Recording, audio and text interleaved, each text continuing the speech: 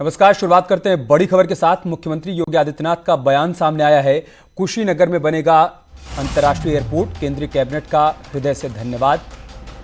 लखनऊ और काशी में भी इंटरनेशनल एयरपोर्ट को लेकर आगे चर्चा की जाएगी।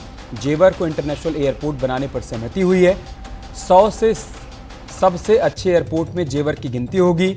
कुशीनगर एयरपोर्ट बनने से रोजगार मिलेगा, ये भी कहा है सीएम योगी ने। एयरपोर्ट बनने से कुशीनगर की दिशा और दशा बदल जाएगी। प्रदेश में बौद्ध सर्किट से जुड़े 6 महत्वपूर्ण स्थल हैं। पीएम और केंद्रीय कैबिनेट का सीएम ने आभार व्यक्त किया। भारत सरकार ने, आदरणीय प्रधानमंत्री जी ने और केंद्रीय कैबिनेट ने अपनी स्वीकृति दी थी और आज तथागत बुद्ध की महापरिनिर्वाण स्थली कुशीनगर स्थित जो एक निर्माणाधीन एयरपोर्ट है उसे इंटरनेशनल एयरपोर्ट के रूप में अपनी स्वीकृति देने के लिए मैं आदरणीय प्रधानमंत्री जी का और केंद्रीय कैबिनेट का हृदय से आभार व्यक्त करता हूं और उत्तर प्रदेश वासियों को इसकी मैं हृदय से अपनी शुभकामनाएं भी देता हूं। यूपी में घूसखोरी की शिकायत दर्ज करने के लिए विजिलेंस विभाग ने एक हेल्पलाइन नंबर जारी कर दिया है। सोमवार से लेकर शुक्रवार तक सुबह 10 बजे से 6 बजे तक इस हेल्पलाइन नंबर पर घूसखोरी की शिकायत दर्ज करवाई जा सकती है। ज्यादा जानकारी दे रहे हैं हमारे संवाददाता ऋषभ मणि त्रिपाठी। यूपी में सरकारी अधिकारी और कर्मचारियों की घूसखोरी पर बड़े प्रहार की तैयारी। सतर्कता विभाग ने किया नया हेल्पलाइन नंबर जारी। सतर्कता विभाग के प्रभारी निदेशक पीवी रामा शास्त्री ने बताया 9454401866 इस नंबर पर सोमवार से शुक्रवार तक सुबह 10 से शाम 6 बजे तक किसी भी सरकारी अधिकारी और कर्मचारी की घूसखोरी की शिकायत दर्ज कराई जा सकती है। शिकायत पर तुरंत संज्ञान लिया जाएगा और जांच के बाद कार्रवाई भी की जाएगी। सरकार के भ्रष्टाचार और घूसखोरी के खिलाफ चल रहे अभियान में एक अहम कड़ी साबित होगा विजिलेंस विभाग का ये हेल्पलाइन नंबर। कैमरामैन गुलजार के साथ ऋषभ मणि त्रिपाठी, न्यूज़ 18 लखनऊ। कोरोना की रोकथाम के लिए कोरोनिल नाम की जिस दवाई को तैयार करने का दावा मंगलवार को बाबा रामदेव और उनके सहयोगी बालकृष्ण ने किया है, उस पर फिलहाल ब्रेक लग गया है। आयुष मंत्रालय ने पतंजलि से दवाई का कंपोजिशन बताने के लिए कहा है। साथ ही उत्तराखंड सरकार के राज्य लाइसेंसिंग अथॉरिटी से भी मांग की गई है कि वो इस प्रोडक्ट के लिए लाइसेंस और उसके संबंधित मंजूरी से जुड़े हुए दस्तावेज भेजें। इधर पतंजलि से जुड़े आचार्य बालकृष्ण का एक कहना है कि आयुष मंत्रालय ने जो सवाल किया है वो दरअसल कम्युनिकेशन गैप होने की वजह से किया गया है और मंत्रालय को जानकारियां दे दी गई हैं। वहीं उत्तराखंड के आयुष मंत्री हरक सिंह रावत का कहना है कि पतंजलि ने केवल इम्यूनिटी बूस्टर दवाओं के निर्माण का लाइसेंस लिया था।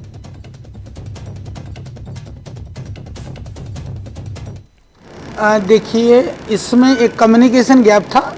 सरकार ने कुछ पूछा था, हमने जवाब दे दिया है और सरकार आयुर्वेद के संदर्भ में सकारात्मक है और आयुर्वेद के प्रशंसक है। इसीलिए हमें कोई वो नहीं है, एक कम्युनिकेशन गैप था, उसका जवाब हमने दे दिया। हमारे यहाँ से जो लाइसेंस दिया गया है वो केवल प्रतिरक्षा क्षमता को विकसित करने के लिए, बीमारियों से लड़ने की इंसान की इम्यूनिटी जिसे हम कहते हैं उसको डेवलप करने के लिए लाइसेंस दिया गया और वो नियम के तहत दिया गया है। बाकी उन्होंने इसका प्रयोग या कोई लाइसेंस उन्होंने किसी और प्रदेश से लिया हो तो मुझे जानकारी नहीं है इस मामले में। जो फॉर्मेलिटी जो है ना वो सब रिपोर्ट होने के बाद उन्होंने वो रिपोर्ट आयुष को भेजना चाहिए और आयुष मिनिस्ट्री उसके ऊपर देखते हुए बाद में वो कंफर्मेशन उनको देती है। रिपोर्ट देखने के बाद आप कह सकेंगे। अभी तो भेजा है करके पहुंचा है नहीं कुछ हमें पता नहीं, आज पता चलेगा और तुरंत ही हमें कुछ उसको ये डाटा डालना ऐसा नहीं है। मेडिसिन चाहिए, बहुत बड़ा काम उन्होंने किया है, वो तुरंत थ्रू प्रॉपर चल होने दो, विद रूल्स रेगुलेशन के साथ होना चाहिए, यही हमारा आग्रह है। और अब खबर नोएडा से, जहां पर दबंगों के हौसले कितने बुलंद है उसकी बानगी देखने को मिली है। सोसाइटी के गार्ड के साथ मारपीट हुई है, लाठी डंडों के साथ गार्ड की पिटाई की गई, मोबाइल और बाइक में तोड़फोड़ की गई। शिकायत के बाद पुलिस ने जांच पड़ताल शुरू कर दी है। थाना सेक्टर 49 के सुपरटेक केप टाउन का यह मामला है।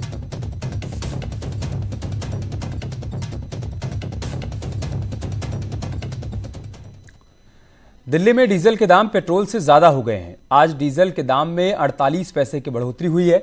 अब दिल्ली में 1 लीटर डीजल की कीमत 79 रुपये 88 पैसे प्रति लीटर हो गई है। डीजल के दाम में 18वें दिन बढ़ोतरी हुई है, जबकि आज पेट्रोल के दाम नहीं बढ़े, जिसके चलते दिल्ली में डीजल पेट्रोल से महंगा हो गया। देश के इतिहास में पहला मौका है जब किसी राज्य में डीजल पेट्रोल से महंगा बिक रहा है।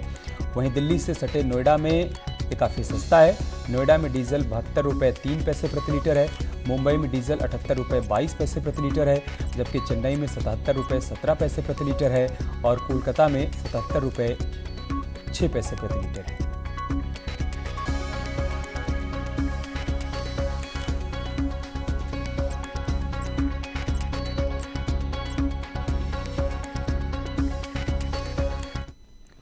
तो पेट्रोल और डीजल के दाम लगातार बढ़ रहे हैं, जिससे लोगों की जेब खाली हो रही है। पेट्रोलियम पदार्थ के दाम बढ़ने से महंगाई भी बढ़ रही है। लखनऊ में लोगों से बातचीत की हमारे संवाददाता राजीव प्रताप सिंह ने। देश प्रदेश में लगातार बढ़ रही डीजल व पेट्रोल की कीमतों ने आम लोगों की मुसीबतें बढ़ा दी हैं। आप देख सकते हैं कि इस वक्त मैं राजधानी लखनऊ में खड़ा हूं, जहां 18वें दिन भी पेट्रोल और डीजल की कीमतों में एक बड़ा इजाफा हुआ है, जिसके मद्देनजर जहां पेट्रोल आज 80 रुपये 46 पैसे पर पहुंच गया है, वहीं डीजल भी बढ़कर 71 रुपये 96 पैसे पहुंच गया है। तो ऐसे में अगर देखा जाए तो करीब 10 रुपये से अधिक की कीमत बीते 18 दिनों में बढ़ोतरी हुई है। ऐसे में अगर बात करें तो जो ये लगातार डीजल पेट्रोल में बढ़ोतरी हो रही है, इसको लेकर आम लोगों की क्या राय है, इसकी जानकारी के लिए हम बात करेंगे हमारे साथ मौजूद कुछ लोगों से। डीजल पेट्रोल की कीमत में लगातार बढ़ोतरी हो रही है, आपका क्या मानना है, क्या राय है? ये है कि मतलब अभी जैसे कोरोना की महामारी चल रही है, अभी गवर्नमेंट जिस हिसाब से देख रही है उसके हिसाब से डीजल में रेट जो पेट्रोल में बढ़ रहा है वो ठीक ही एक हिसाब से हम लोग भी सोच सकते हैं कि जितना ज़रूरत है उतना ही यूज़ हो। किसी तरह नहीं देख रहे भैया, जो होगा होगा ही होगा। हाँ। अपने हाथ में तो कुछ है नहीं। हाँ। नहीं, बाकी तो गलत हो ही रहा है। किस तरह क्या गवर्नमेंट अब कर रही है, उसके भी प्रॉब्लम होंगे कुछ ना, इसीलिए कर रही होगी वो। नहीं, अब उसमें आदमी को जो तो करना पड़ेगा, उसके लिए समझौता करना पड़ेगा।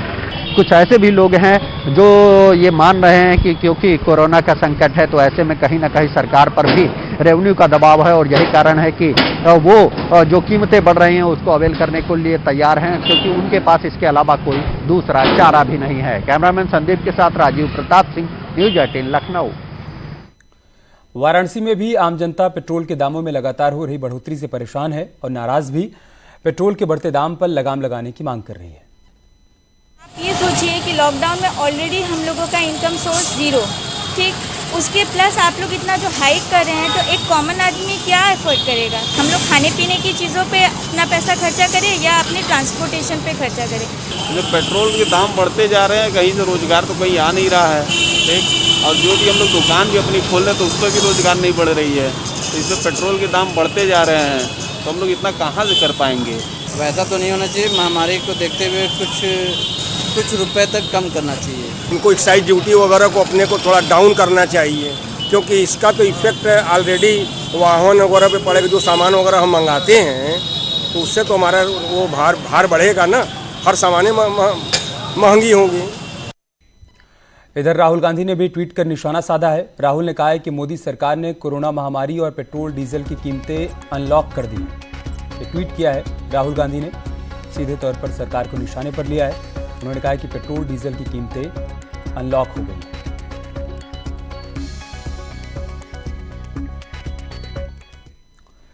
कानपुर की यशोदानगर में पेट्रोल डीजल के बढ़ते दाम के विरोध में समाजवादी योजन सभा के कार्यकर्ताओं ने प्रदर्शन किया। कार्यकर्ताओं ने बाईपास में नौबस्ता तक रिक्शा चलाकर प्रदर्शन किया। इस दौरान कार्यकर्ताओं ने उग्र आंदोलन की चेतावनी भी दी।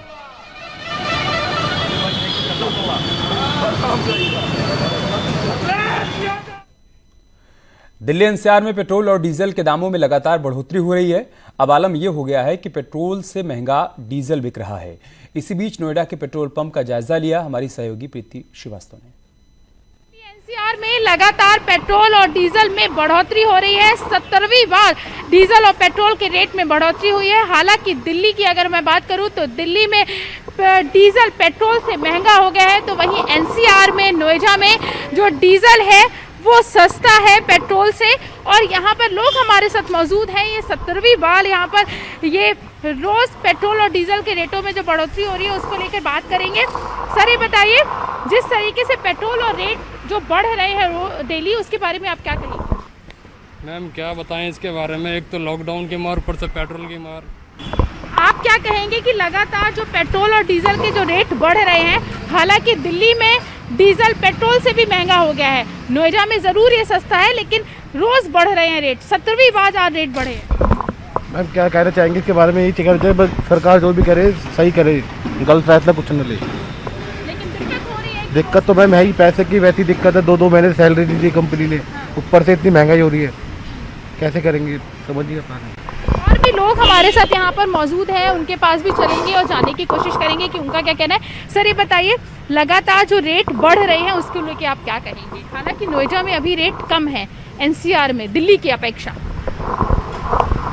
नहीं, लॉकडाउन के बाद ये लगातार रेट बढ़ रहे हैं, कस्टमर इससे परेशान तो हैं, बट गवर्नमेंट का पॉलिसी है, इसमें कुछ किया नहीं जा सकता है।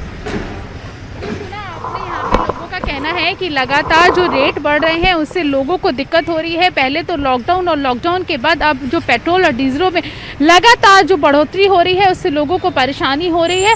हालांकि मैं आपको बता दूं कि नोएडा और दिल्ली में जो डीजल के जो रेट हैं उसमें लगभग 7 रुपये का फर्क है। कैमरा पर्सन विपिन के साथ प्रीति श्रीवास्तव, न्यूज़ 18 नोएडा। देश में लगातार बढ़ रहे पेट्रोल डीजल के दाम के विरोध में वाराणसी में अनोखा प्रदर्शन देखने को मिला। यहां पर कांग्रेस कार्यकर्ताओं ने बैलगाड़ी से कार खिंचवाकर विरोध दर्ज कराया। कार्यकर्ताओं का कहना है कि लॉकडाउन में उद्योग धंधे बंद होने के बाद लोगों की नौकरी चली गई। वहीं सरकार पिछले कई दिनों से पेट्रोल डीजल के दामों में बढ़ोतरी कर रही है। कार्यकर्ताओं ने आरोप लगाया कि सरकार अपने गड़बड़ाए बजट की भरपाई आम लोगों के ऊपर बोझ डालकर वसूलना चाहती है। सरकार अपने फैसले को वापस ले और पेट्रोल और डीजल के दाम कम किए जाएं। डीजल और पेट्रोल का दाम बराबर हो गया है, हम इसका विरोध करते हैं। इससे महंगाई बढ़ेगी, सरकार अपने खजाने में पैसा इकट्ठा कर रही है, लेकिन जनता त्रस्त है कोरोना के इस पीरियड में, और मजबूरन इस पे आज प्रदर्शन करना पड़ा है कि सरकार चेते और इसे वापस ले, और यदि वापस नहीं लेगी तो और बड़ा आंदोलन इसके लिए किया जाएगा। समाजवादी पार्टी ने पेट्रोल डीजल की बढ़ी कीमतों का विरोध शुरू कर दिया है। कन्नौज में घोड़ा और भैंसा गाड़ी से जुलूस निकालकर बढ़ी कीमतों का विरोध किया गया। एसपी नेताओं का कहना है कि कोरोना काल में भी केंद्र सरकार जनता को लूटने का काम कर रही है। उन्होंने कहा कि अगर जल्द ही बढ़ी हुई कीमतें वापस नहीं ली गई तो सड़क पर बड़ा आंदोलन किया जाएगा। राष्ट्रीय स्तर पर डीजल पेट्रोल की लगातार कीमतें कम हो रही हैं।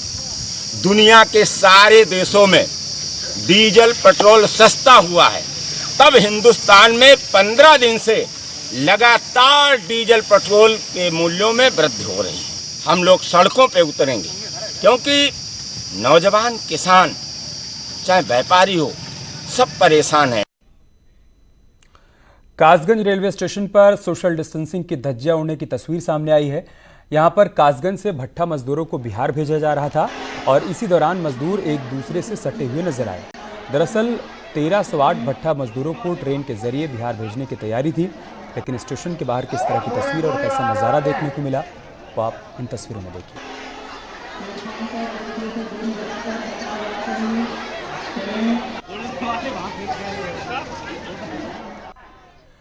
उधर इटावा में मानसून की पहली बारिश कोरोना संक्रमित मरीजों पर भारी पड़ गई। बारिश के चलते रेलवे अंडर ब्रिज पर 5 कोरोना संक्रमितों की एम्बुलेंस अंडर ब्रिज में भरे पानी में बुरी तरह से फंस गई। करीब 1 घंटे की कड़ी मशक्कत के बाद कोरोना मरीजों से भरी एम्बुलेंस को जेसीबी मशीन के माध्यम से बाहर निकाला जा सका और मरीजों को दूसरे एम्बुलेंस में शिफ्ट कर कोविड अस्पताल भेजा गया। दरअसल पीएसी बटालियन क्षेत्र में 5 नए केस पाए गए थे, जिनको लेकर एम्बुलेंस अस्पताल के लिए जा रही थी। तभी मानसून की पहली बारिश से सैफई इटावा को जोड़ने वाला मुख्य मार्ग पानी से भर गया। सिविल लाइन क्षेत्र के मैनपुरी फाटक रेलवे अंडर ब्रिज में कोरोना संक्रमितों की एम्बुलेंस फंस गई। और अब खबर गाजियाबाद से, जहां पर जिलाधिकारी ने एक नई पहल की है। डीएम ने कोरोना के मरीजों को अस्पताल आने से पहले एक लेटर देने की बात कही है, जिसमें लिखा होता है कि आप डॉक्टर्स का सहयोग करें, आप ठीक हो जाएंगे। अस्पताल से और भी मरीज ठीक होकर अपने घर जा चुके हैं और साथ ही डीएम ऐप के जरिए कोरोना मरीजों से बात कर उनका मनोबल भी बढ़ाते हैं।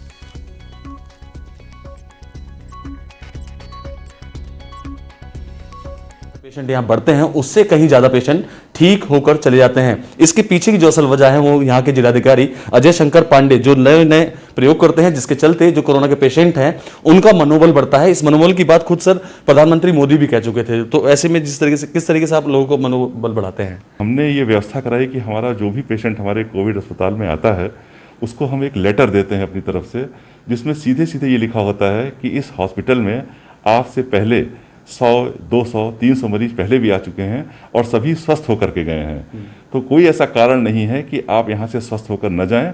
बस केवल इतना करिए आप कि डॉक्टरों का सहयोग करिए और उनके साथ उनका जो प्रोटोकॉल है उसका पूरी तरह से पालन करिए। इसके साथ साथ हम उनसे दूरभाष पर उनसे वार्ता करते रहते हैं, उनका हालचाल लेते रहते हैं और उनको हम यही बताते हैं कि समाचार पत्र में अगर ये खबर छपी है कितने संक्रमित हुए तो आप ये भी देखो कि कितने यहाँ से ठीक होकर गए हैं। जिस तरह की बीमारी है सर, मैंने देखा है कमोवेश यही हालत देखने को मिलते हैं कि अगर किसी के घर में ये बीमारी आती है तो आस पड़ोस वाले भी उससे मुंह फेर लेते हैं। तो ऐसे में मनोबल बढ़ाना बहुत ही जरूरी है। जी बिल्कुल, क्योंकि जब मनोवैज्ञानिक रूप से आदमी स्वस्थ हो जाता है तो उसको लड़ाई भी बड़ी मजबूत हो जाती है और वो आसानी से उससे निकल करके बाहर आ जाता है। बिल्कुल, ये थे हमारे साथ जिलाधिकारी अजय शंकर पांडे, जिनका साफ तौर पे कहना ये है कि एक बीमारी है, इससे संक्रमण से बचा जा सकता है, लेकिन सबसे जो अहम चीज़ है वो ये है कि आपको अपने मनोबल को और भी ज़्यादा बढ़ाना होगा। कैमरा पर्सन शिवम के साथ अमित राणा, न्यूज़ 18 उत्तर प्रदेश। उधर झांसी में आवारा पशुओं का आतंक जारी है। बरू सागर थाना इलाके में बाइक सवार 2 लोगों पर सांड ने हमला बोल दिया और दोनों को बाइक से नीचे गिरा दिया, जिसके बाद दोनों लोगों ने भागकर अपनी जान बचाई, जिसमें बाइक सवार एसपी के जिला अध्यक्ष महेश कश्यप को मामूली चोट आई है। सांड के हमले की तस्वीरें सीसीटीवी में कैद हो गई हैं।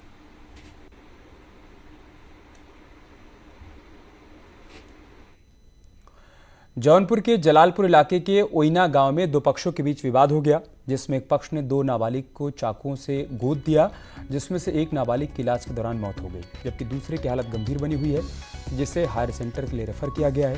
पीड़ित पक्ष के मुताबिक लड़की से छेड़खानी को लेकर विवाद हुआ था। वहीं घटना के बाद एसपी फोर्स के साथ मौके पर पहुंचे और परिजनों से बात कर मामले की जानकारी ली। पुलिस ने इस पूरे मामले में 3 लोगों को गिरफ्तार किया है, जबकि एक अब भी फरार है।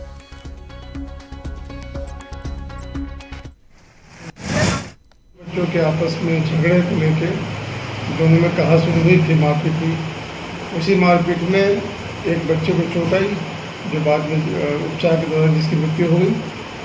लिखित तहरीर पे, वादी की लिखित तहरीर पे 4 लोगों का नामजद किया गया है, जिसमें 3 गिरफ्तार हो गए हैं। एक अभियुक्त के गिरफ्तारी का प्रयास किया जा रहा है। ग्रेटर नोएडा में रफ्तार का कहर ईस्टर्न पेरिफेरल एक्सप्रेसवे पर देखने को मिला। हादसा हुआ है, हाईवे से नीचे गिर गई है तेज रफ्तार कार। हादसे में एक की मौत हो गई है, 4 लोग गंभीर रूप से घायल हुए हैं। दादरी थाना क्षेत्र में हादसा हुआ है। हरिद्वार से पलवल जा रहे थे कार सवार लोग, इसी दौरान इनकी कार हादसे का शिकार हो गई। आप देखिए हादसे के बाद की तस्वीरें जो कैमरे में कैद हुई हैं। कार बुरी तरह से क्षतिग्रस्त हो गई है और एक की इसमें जान चली गई है, 4 लोग गंभीर रूप से घायल हुए हैं। और एक बड़ी खबर कासगंज से है, जहां पर बारिश के चलते इंटर कॉलेज के गेट की दीवार गिर गई। हादसे में 8 साल की बच्ची की मौत हो गई, एक घायल हुआ है। बारिश से बचने के लिए कॉलेज गेट के नीचे खड़े थे दोनों। 18 दिन पहले ही कॉलेज का गेट बनवाया गया था। सदर इलाके के एसजी इंटर कॉलेज का मामला है। आप देखिए यहाँ पर ये गेट टूटकर नीचे गिर गया और इससे एक बच्ची की जान चली गई है, दूसरा बच्चा घायल है, उसको हॉस्पिटल में एडमिट करवाया गया है। हैरानी की बात यह है कि 18 दिन पहले ही इस गेट का निर्माण हुआ था और आज ये हल्की सी बारिश में ही टूटकर गिर गया। मुरादाबाद में रामगंगा नदी पर अवैध खनन जारी है। माफिया धड़ल्ले से खनन कर रहे हैं और बेरोक टोक रेत से भरी गाड़ियां आ जा रही हैं, जिसका संत बाबा रामदास ने एक वीडियो बनाकर सोशल मीडिया पर वायरल कर दिया, जिसमें पाबंदी लगी होने के बावजूद बड़ी बड़ी पोकलैंड मशीन से खनन किया जा रहा है। बाबा रामदास ने अवैध खनन के खिलाफ हाईकोर्ट में एक जनहित याचिका भी दायर की है।